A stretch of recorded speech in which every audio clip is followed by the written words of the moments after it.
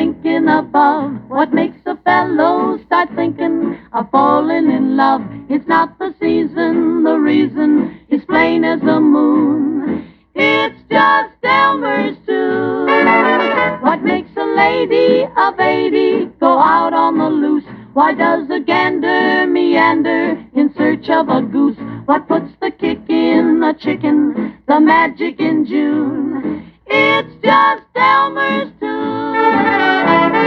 Listen, listen, there's a lot you're liable to be missing. Sing it, swing it, any old way and any old time. The hurdy-gurdies, the birdies, the cop on the beat, the candy maker, the baker, the man on the street, the city charmer, the farmer, the man in the moon, all sing Elmer's tune. Listen, hey, stop that kissing and listen, baby mine. There's a lot you're missing, dear, just listen until you hear Elmer's tune. Why are the stars always winking and blinking above? What makes a fellow start thinking of falling in love? It's not the season, the reason is plain as the moon. It's just Elmer's tune. All right, everybody, thank you for joining me this beautiful Saturday morning in your outpost on the West Coast out here in sunny Southern California.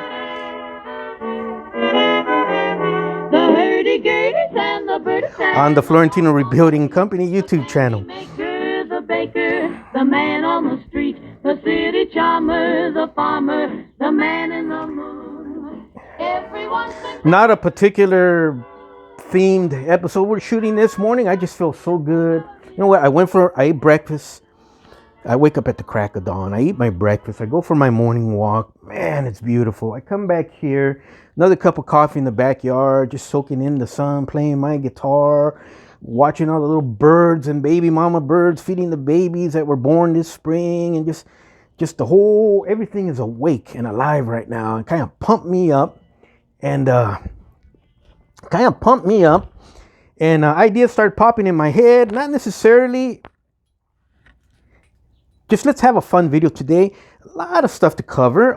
If you follow these videos, if you love themed videos in terms of restoring and rebuilding and building models, scale models, or in particular in this case, O-scale 2-rail brass locomotives. I got my AMT 125th Freightliner out here. It's custom job, totally 100% custom job. Brought it out for a reason. These two are tied together, and so is that tender back there. And we'll get to that right now. Anyways, as you can see,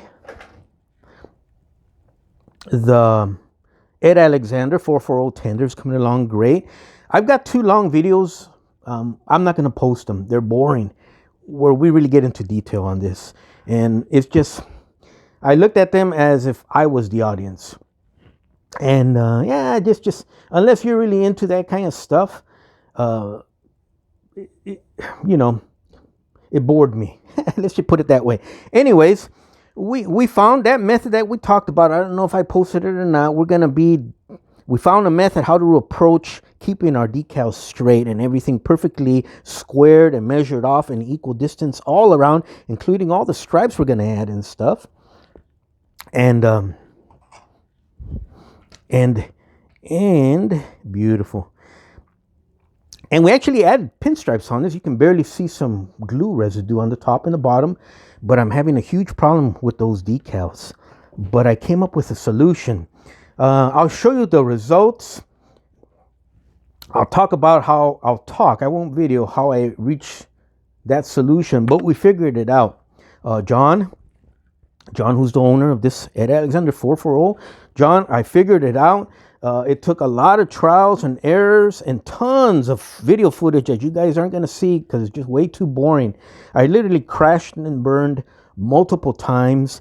I'm sharing that with everyone because every single modeler here, even the top dogs, people like Dave Parsley and Robert over at B&R Northern Horse Journey, and Mopar, and even the top dogs.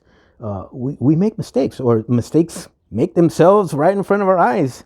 And it's just the nature of the business. Where you excel is you stand up, you cuss, and you get that urge to chuck that model, throw it right out the window. Absolutely. But where you excel as a modeler is you slow yourself way down and use past experiences to come up with a solution or solutions. Now, in my case, I would crash and burn, come up with a cool solution, apply it, do another little experimentation, crash and burn again. It kept going and going. It was very frustrating. I'm doing a lot of work on the side now. I'm doing some drywall work for my mom's friend. I don't have free time. I'm almost done with that project. I'm going to have free time. As a matter of fact, this weekend I had today, Saturday, and tomorrow, Sunday, and Monday off. So I got time to finally stay home and do stuff. But how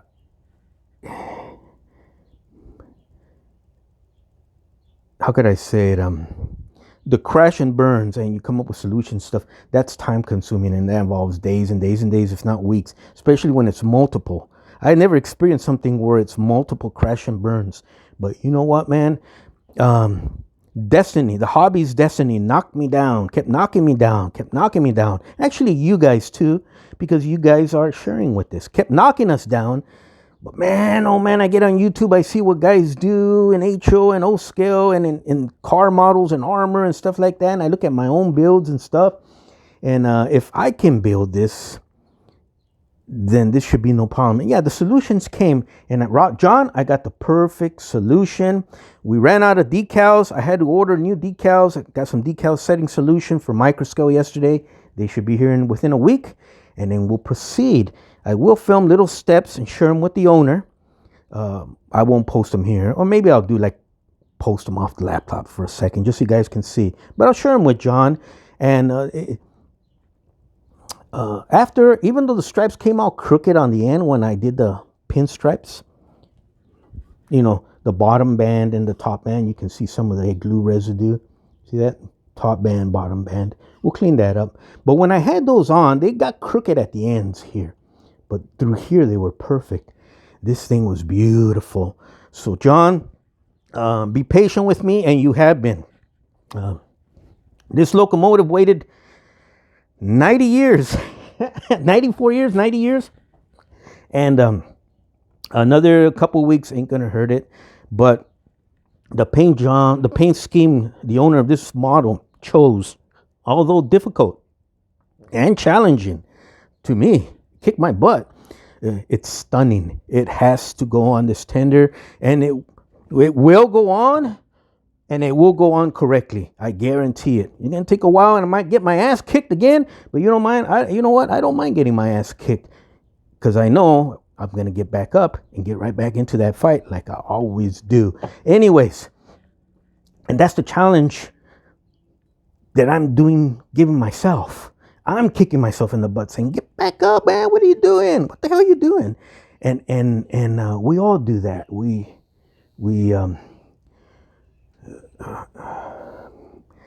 That's the challenge.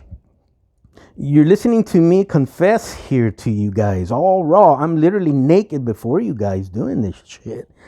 And that should be a pick me up saying, man, I can do it. Yeah, I'm going to do it too. And then when that pumps you up, that pumps me up. And then we're all pumped up. And then Robert over at B&R Northern Horse Journey, he's pumped up. And then when we're all down, Mopar Nut posts a video on here. And then we all get pumped up again. YouTube and the modeling community is freaking amazing. Just plain and simple. You know what? I walked away from the hobby. I had been away from the hobby about 20 years. And had no intention of ever going back. Although I still had models here. I was building big rigs and armor. But I walked away from O-scale. And I'm going to call it a blessing that the stars lined up just right. 2 shooting stars through the middle of the galaxy, and they met at a certain point, John Lyon and myself. And he has picked me up and pumped me up, and his enthusiasm and his love for this hobby and for what he recognized what I'm trying to do for the hobby. I'm back in the hobby, guys. I'm going to be doing old scale rebuilds, restorations of vintage retro equipment to the day I die. This stuff is beyond beautiful. So this model came out in 1934. This model more or less came out in 1936. I have another lowball Scalecraft. I'm sorry, I have another Scalecraft Mountain. It was probably a later version. How I can tell is the steps here are pinned. And I've started the stripping process on our, we're just talking today, guys. So just sit back, have a cup of coffee, just chill, hear what I got to share with you guys. We'll cover this in detail. We started the stripping process yesterday. It's an involved process. It's dirty. It involves chemicals and time and wear your face mask, your eye protection underneath the face mask, because it's serious business. But it comes out. Your model will look like shit. And when you take it out and you're like, oh man, this is ruined, and oh, I'll never get it nice. There's the tender back there. We're going to talk about the tender right now. That's the main subject of today's video, really. But so was the Ed Alexander. That's exactly how she came out. Remember, guys? And look at her now. Remember that destroyed boiler, man? It was all pushed in, no missing smokestack and all that. Look at her now, guys. Remember that big hole in the front of the firebox? Or the smoke box door and all that stuff. But we're going to move these decals out of the way, set up for the next scene. Be back in a second. We'll be right back. All right, we're back. So let's go ahead and share some real cool stuff with you guys. The locomotive, this particular Scalecraft Southern Pacific Mountain, this MT3, I got on eBay. Was missing a tender. John was gracious to send me a spare tender in the mail, and I couldn't believe that. What a wonderful, wonderful thing to do. Once again, he has brought me back into the hobby, and that's the type of people, that's the type of your fellow modelers, your friends that are going to be lifelong friends, guys. Just like all the people I mentioned: Al Espinoza, Roger, Pat Gary, Ed Campbell. Bill Bowker. Just, I can't even describe how close we were, and that camaraderie and stuff. And I can't believe I let that go for 20 years. I was raising a little family and stuff, so I had good reasons, like you guys. But I'm back because somebody brought me back. His enthusiasm reminded me of the beauty and the love of what the general public just doesn't have a clue of: the scale modeling community, the model railroading community, and the old scale, the two-rail old scale community. That is just, I'm trying to share that with you guys. Anyways, beautiful tender. We did strip it. Now we're gonna do, we're gonna start doing a series on these. These will be in between projects because we got a lot of neat stuff coming up this spring as terms of projects. We'll be winding down the Ed Alexander, obviously, pretty soon. We're also getting in the next few weeks, we're going to be getting in a lowball Union Pacific Challenger. A lowball Union Pacific Challenger that's going to need some TLC, and we're going to sweeten her up, get her all dialed up, send her back to her owner, looking like $1 million. So we're going to share that with you guys right here. Now, this particular model here, the SP Scalecraft Mountain, that's my personal model. That'll be an in-between. Like this morning, it's a beautiful morning. I'm going to sit down and do some stuff, and we're going to make her looking like $1 million. I want you guys to follow that build for this particular reason, and you'll know what I'm talking about when we get to it. At least follow the part when we do the restoration and on the tender. It's a beautiful tender. It weighs a ton. This hard white metal a casting. Beautiful casting. Nice, tight, no slop whatsoever. But we got a lot of pitting in there. A lot of pitting that has eaten into the metal. It's pretty serious on the fireman's side, as you can see. It goes throughout the model. And it's got some issues on the front part here on the engineer side. This top, these little white dots, that's nothing. Clean that off with steel wool. I've already been cleaning and inspecting this. We'll do a detailed overview of these stripped of their paint components, the boiler and the running gear and this here, down the road. Not right now. This is just a little fun update. But I'm gonna cover how we take care of this pitting. Okay, and you're right. You can say, well, you can't. It's in the middle. How are you gonna take care of? And you got rivets throughout. So pretty much, I'll show you guys how to do that. It's gonna involve a lot of sweat on your part, and it's gonna involve some beautiful ceramic little decals, rivet decals. And these particular rivet decals from Micro-Mart, these are actually patterns for American steam tenders. So any type of tender you can imagine, in different weird little rivet patterns and stuff, it's covered by these sheets. Got a couple of them here, decals to last me forever, but we'll cover that in detail. There's a lot to it, but this thing is gonna look like $1 million when we're done. So you all have those all nation switchers and or one of these tenders, or you know what I mean, and you're starting to get issues with that pitting. We're gonna cover.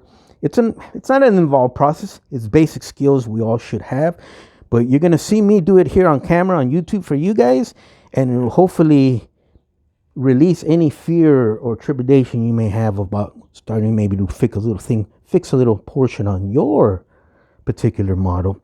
But let me do it. You guys follow along, and hopefully I can pump somebody up to work on something they've always wanted to try. Regarding these decals right here, we're almost done with the video, guys. Regarding these decals here, if you haven't never used them, these things are fantastic, and we've started to use them. We've been using them, and the use of them is growing even more over on the 125th, the big rig, well, any of the plastic modular side. And this particular Freightliner, why I set it up here is because it is 100% custom. I did this myself. Even the cab has been corrected. These AMT Freightliner cabs have a lot of issues, but I did a big 5-part series where I did 5 cabs and we fixed those issues on camera. It's a 5-part series live, and at the end we had 5 beautiful cabs, including this one. This was one of the 5th, and it's got a, we turned it into a day cab. We fixed the height of the headlights. We added different headlights. We fixed the wheel well opening to the prototypical how it should be. We fixed the height of the cab from everything. We went into detail. I added my world famous removable steel metal bumpers, because you guys know I love metal, and those are magnets. So if you ever have to open it, you don't have to worry about breaking off any detail. Got a nice Detroit diesel sitting in there, the correct fuel box, air filter box setup system. But why I wanted to show off, and I am showing off because I'm proud of her. Why I'm showing off, got the little step there, you know, oh, and it's at an angle, all that little cool stuff that a dork like me loves to do. But why I'm little actual metal see-through grill, all that good stuff. It took me about 2 years to do this particular build, but these, let me show you why we're here. Those decals on that sheet I just showed you, this sheet down here, that sheet, there's 2 of them right there. But actually this entire cab is covered with these decals. I had to sand down the face. The AMT cab comes with these big cheeks here, which are incorrect. They sanded down the complete entire face. I sanded back the walls from the inside of our windows so they sit more closer to the edge like the real thing. But in doing all that stuff, I lost all my rivets. I had to get rid of that seam, the world famous seam, but in this case, it was taken over by that plate for the back side wall here.